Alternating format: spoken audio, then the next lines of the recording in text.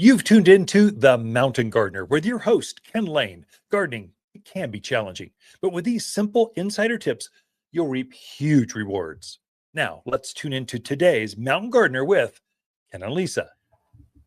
And welcome to this week's edition of The Mountain Gardener. Your host, Ken Lain, here every week talking about the landscapes of northern Arizona. And really, this is the month when planting season is in full swing. You should be thinking you can start trees and shrubs. I mean, this is the time to plant lilacs. This is the time to put a spruce or a pine tree in, and it takes advantage of all the weather we had. We had a midweek little storm, but moisture. This is setting up the stage for a really good wildflower season. So they love this every couple of weeks, a little bit of moisture coming through. Oh, wildflowers are set up perfectly. Last year we had nothing but, I don't know if you remember, 2000, when was that? Last year was just rainy and snowy through May, really. It wasn't ideal. This is much warmer.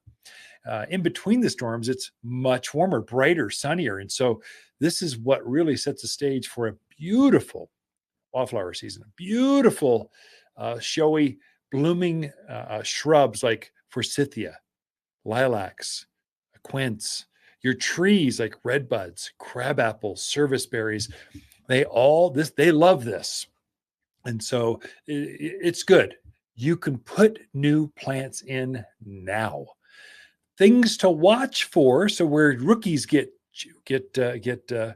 confused, they're thinking just summer plants. They just remember planting with their grandmother and all they did was tomatoes and they did them in the summer. Well, this is not summer. This is still wintry, very early spring. And so you need plants that can take warm days, cold nights, a storm system every once in a while, frosty. There's plants that love that. Pansies are a great example. So we got a beautiful crop of pansies coming in. This is a beautiful, it's a flower. Pansies, you gardeners know, I'm sorry, I'm not putting you down, but for novices, maybe tuning in, just going, I just want to learn a little more. Pansies are a very early spring flower. It's got a flower about the size of a silver dollar. It's got a monkey face in the front of it, very fragrant to it. But these plants love this time of year. They don't thrive in summer. In fact, they poop out. Many times they just collapse going, I can't take the heat. It's too much. And so they just they fall. And that's when you put your petunias, your geraniums, your zinnias, cosmos. They love the heat, but not pansies, not violas, not snapdragons. These are all plants that are planted now for enjoyment through spring. In fact, I put mine in secret alert. Here's the insider tip.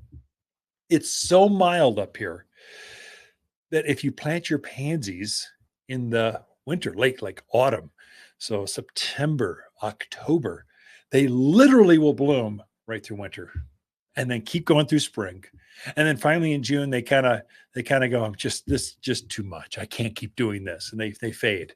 So timing, it's every time you move into a new or learn gardening to a new place, a lot of this has to do with what's the calendar? When do you do things? When am I working with the environment instead of against the environment? And so if you work against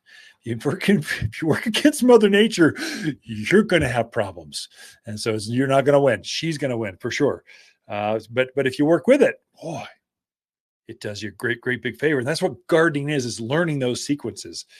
And so what we're finding now, it is very much time, if you're working with the environment. This will be new. This is unique to the mountains, higher elevation gardening. You're pruning your roses later than usual, later than you would in California, later than you would in Phoenix or Tucson or Palm Springs or anywhere else.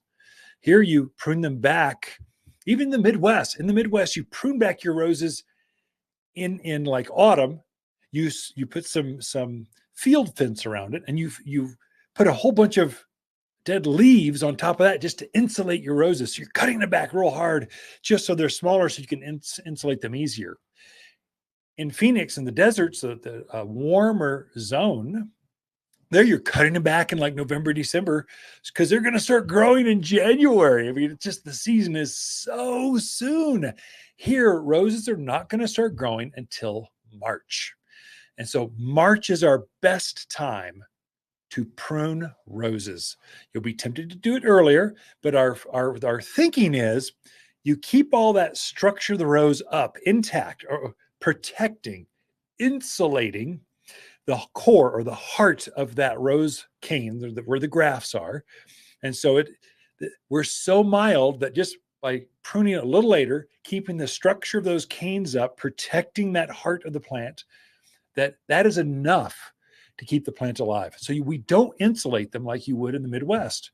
Of course, we don't get down to, what are you folks are crazy, minus 20 degrees. You got to be nuts. No one lives there. I guess they do, but they keep coming down to here. And so because it's so mild, here we might get down into maybe single digits. In fact, I just looked at my algorithm. I've got a smart weather system.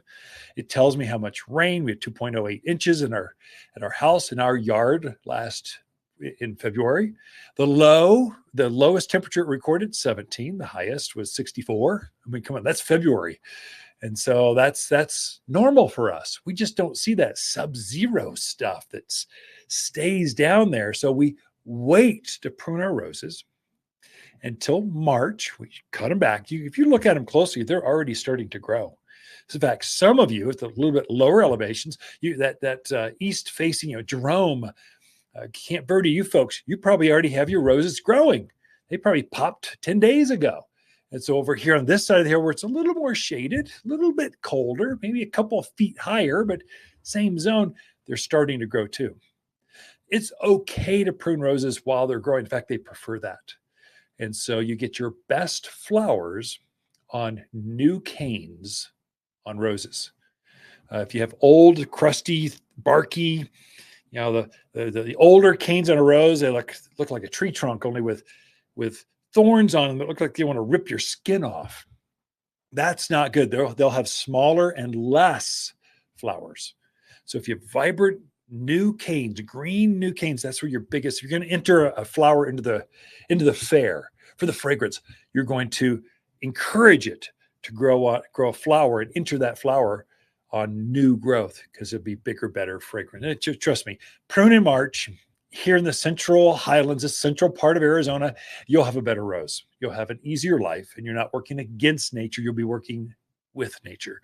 The other one to mention too, I've had quite a few folks mention hedges, from red tip photinias to euonymus to what else? Cotoneasters, junipers, all these hedgerows. Now is your time. So you could prune them back earlier and they wouldn't care. But you would. So many of these big hedges, once you cut them back, they have these big old barky stems to them. So they look butchered. You got to prune them back hard. Butterfly bush, you got to prune that thing back hard to get it to regrow again. So they're about to start growing. So personally, I like to prune back my hedges right before they're about to grow, so that I don't have to look out that living room window and look at this butchered hedge from January, February, March. I'm going to leave it like that through February and January and February. And I'll cut it back in March, fertilize it, so my pruned back hedgerow looks, once it pushes new growth, it looks good. So I'm trying to shrink that time between when I pruned it and when it's starting to grow. I just shrink that down. And March is your ideal time. If you make a mistake on any pruning, you can fertilize your way out of any mistake with pruning. I mean, to just chuck a few handfuls of the 744 all-purpose plant food down at the base of that plant, and it will pick that up, grow its way out. So if you're not quite sure where to, even on fruit trees, shade trees, if you're not quite sure, fertilize afterwards. And it will, if you're going to make a mistake, it'll be you didn't prune back hard enough. It's better to prune back hard and then fertilize and grow your way out of it. You'll have better plants for that. Bigger roots for less foliage mass, you get better growth. The book says you can prune back 30% of the foliage mass. Now, that's substantial. So anything more than that, maybe it's a little bit too aggressive. You take a couple seasons on it, but that's how you prune. You prune roses and hedges in March for best health.